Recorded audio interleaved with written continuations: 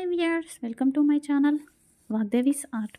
ఈరోజు ఈ వీడియోలో మనము ఫిబ్రవరి 14వ తేదీ నుండి ఫిబ్రవరి 21 వరకు వారఫలాలను, అదేవిధంగా రేపు మహాశివరాత్రి రోజు పరమశివుణ్ణి ఏ ఏ ద్రవ్యాలతో అభిషేకం చేస్తే ఏ ఏ ఫలితాలు మనకు కలుగుతాయి, అలాగే మహాశివరాత్రి రోజు ఏ పరిహారాన్ని పాటించినట్లయితే కుటుంబం అంతా సుఖ సంతోషాలతో సంతోషంగా ఉంటుందనేది చెప్పేసి పరిహారాలను చూద్దామండి. ముందుగా మహాశివరాత్రి రోజు ఏ ఏ ద్రవ్యాలతో పరమశివుణ్ణి అభిషేకించాలో చూద్దాము. సాధారణంగా పరమశివుణ్ణి పంచామృతాలతో అభిషేకిస్తాము అండి.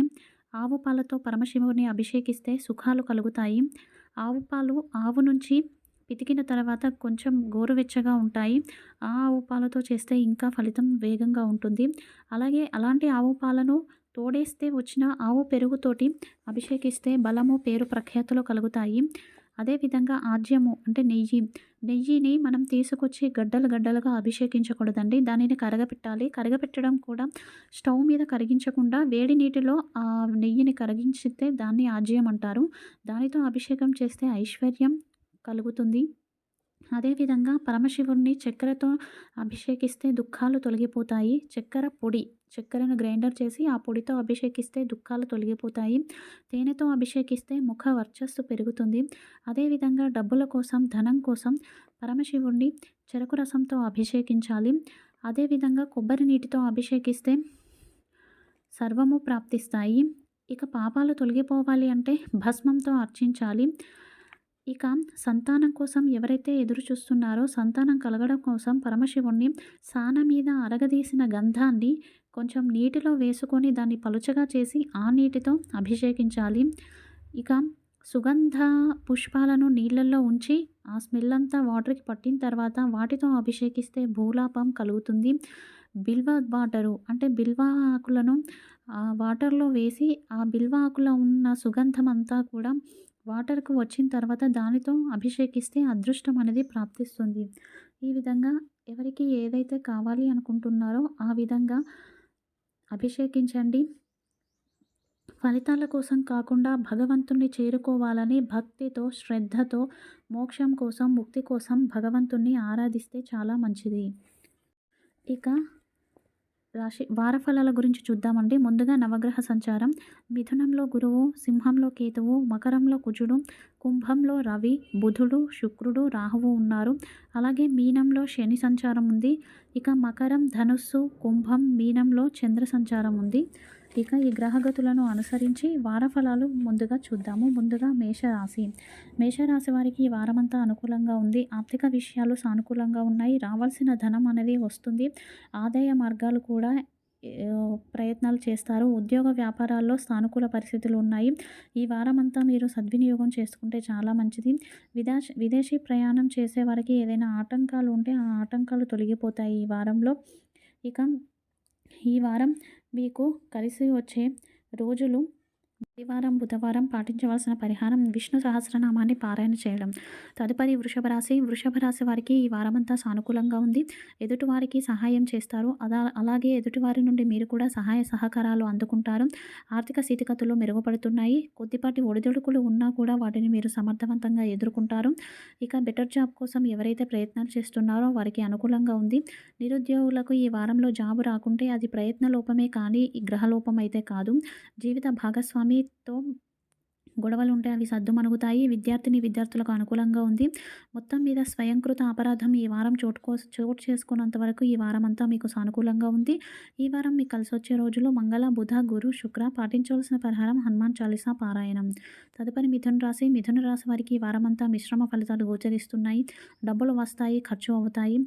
ఒకరోజు మంచిగా ఉంటుంది, ఒకరోజు చికాకుగా ఉంటుంది. విద్యార్థులకైతే చాలా అనుకూలంగా ఉంది. అలాగే డాక్యుమెంటేషన్ వర్క్స్ ఏవైతే ఉన్నాయో అవి సానుకూలంగా సాగుతాయి. విదేశీ ప్రయాణాలకు ఎలాంటి ఆటంకము ఉండదు.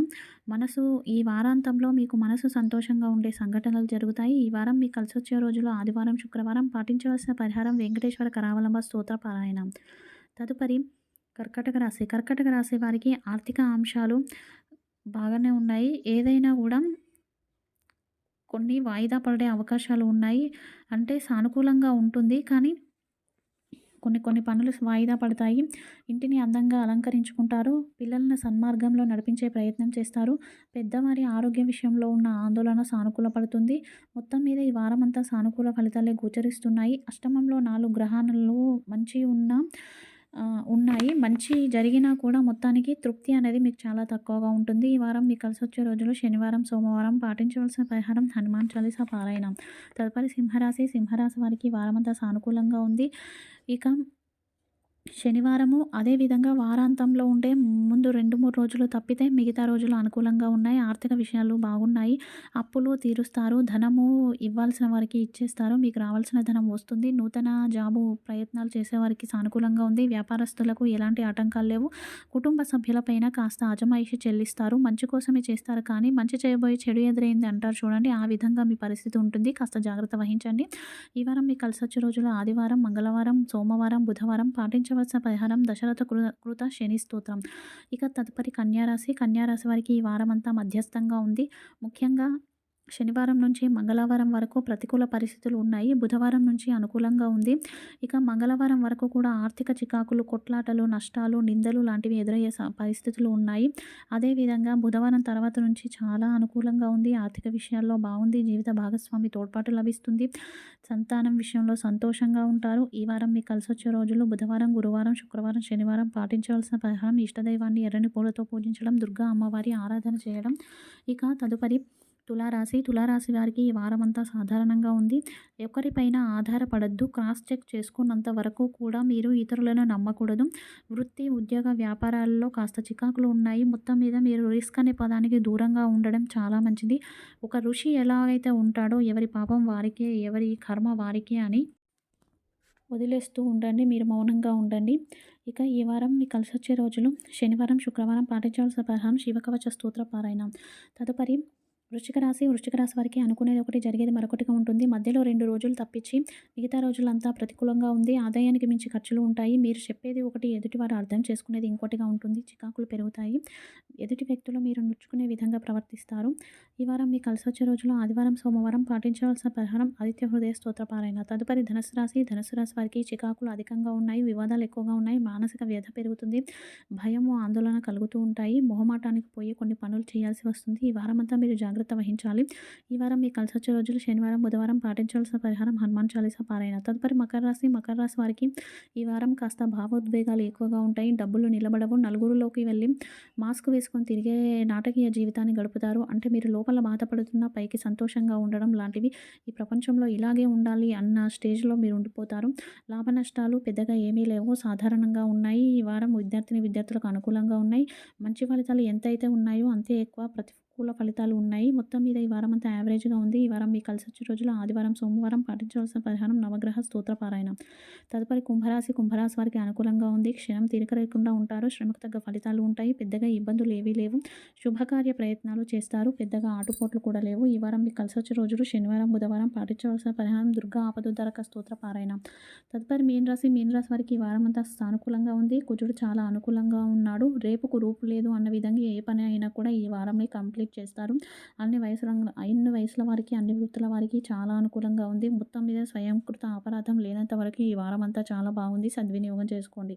ఈ వారం మీకు కలిసొచ్చే రోజులు శని, ఆది, సోమ, శుక్ర. పాటించవలసిన పరిహారం ఆదిత్య హృదయ స్తోత్రం.